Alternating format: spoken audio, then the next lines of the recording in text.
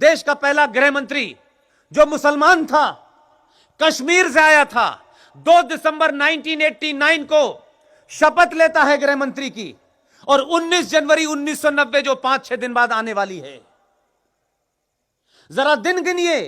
2 दिसंबर 1989 और 19 जनवरी 1990 मात्र 45 या 50 दिन होते हैं। वो जिहादी, वो इस्लामिक आतंकवादी, भारत का पहला गृह मंत्री, मक्कार, उस आदमी ने उसकी देखरेख के अंदर उसके राज्य से 5.5 लाख कश्मीरी हिंदू पंडितों को उनके धर्म, उनके फेथ, उनके बिलीफ के नाम पर पूरे जम्मू कश्मीर से मार के, काट के, रेप करके भगा दिया। 2,500 लोगों को मारा गया। यह घटना औरंगजेब के जमाने की नहीं है, यह घटना 1990 की है।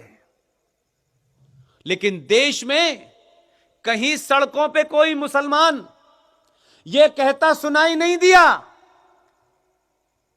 कि हमारे कुरान में लिखा हुआ है कि एक बेगुनाह का कत्ल पूरी इंसानियत का कत्ल है। मुझे कोई नहीं मिला कन्याकुमारी से लेकर आसाम तक। यह मक्कार, यह मुनाफिक, यह गद्दार नहीं बोले। आपको 2 घटनाएं बताता हूं मैं। अब तो फिल्में बन रही हैं। एक महिला कश्मीरी हिंदू पंडित, वो भी 1990 में जैसे हजारों लोग भागे, कुछ कपड़े भी नहीं थे। सोचिए कि जो लोग 5 या 7 डिग्री टेम्परेचर में रहते थे, उनको दिल्ली में 50-50 डिग्री टेम्परेचर में क्या क्या बीमारी हुई पिछले 30 साल से, कोई पूछने नहीं आया। किसी ने नहीं पूछा कि भाई ये कश्मीरी हिंदू पंडित, इनका कौन सा ऐसा आरोप और अपराध है, इन्हें किस लिए मारा गया, क्या किसी को मारा था, क्या किसी की बेटी को छेड़ा था, क्या किसी की नौकरी छीनी थी। उनका एक ही अपराध था, वो सनातन के मानने वाले थे, वो शिक्षा में नंबर 1 थे, वो दुनिया भर में अपना जो उनका ज्ञान था उसका प्रचार कर रहे थे। उनको उनकी पहचान के नाम पे मारा गया। वो आ गए कश्मीर में जो 2,500 लोगों की हत्याएं हुई हैं। मैं इसलिए बताना चाहता हूं, 30 साल में जो बात मैंने शुरू में आपसे कही कि जिनकी प्रवृत्ति 1947 में नहीं बदली, वो 2019 में सिटीजन अमेंडमेंट बिल के ऊपर चर्चा में अपनी पोल खुलवा रहे थे।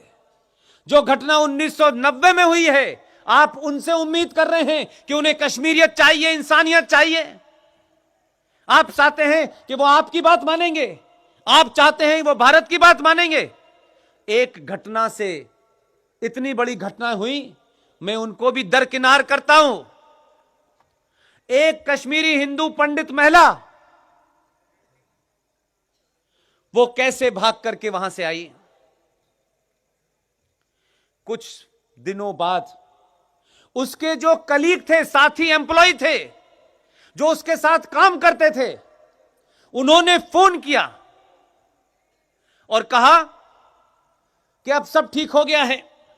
प्रदीप भाई कहा सब ठीक हो गया है, तुम आ जाओ, तुम अपने पिछले इतने समय की जो तनख्वाह है वो भी ले लो। उस औरत का भोलापन देखिए। उसने ये सोचा कि शायद मॉब मेंटलिटी के अंदर, भीड़ की मानसिकता से शायद यह अपराध हो गया हो। ये कलीग मेरे साथ 20-20, 30-30 साल से नौकरी कर रहे हैं। उसने उन पे यकीन कर लिया। वो महिला श्रीनगर चली गई। उस महिला के साथ उन 21 के 21 एम्प्लॉय ने सामूहिक बलात्कार किया। और बात यहीं तक नहीं रुकती। सामूहिक बलात्कार करने के बाद उस महिला के सारे कपड़े उतारे और हाथ से जो आरा मशीन थी उसमें उसके 4 टुकड़े कर दिए। वो कहते हैं हमें इंसानियत चाहिए, कश्मीरियत चाहिए, तुम्हें कोई इंसानियत नहीं चाहिए, कोई कश्मीरियत नहीं चाहिए, तुम्हें 303 चाहिए।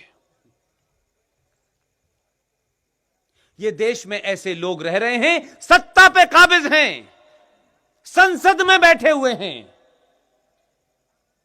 आपके कानून बनाने वाली मशीनरी के साथ जुड़े हुए हैं। सत्ताएं बदलने से सब कुछ नहीं होगा, सत्ताएं बदलना पहला कदम है। एक एक दिन में 48 घंटे का जीवन जीना होगा, तब जाकर के चीजें बदलेंगी।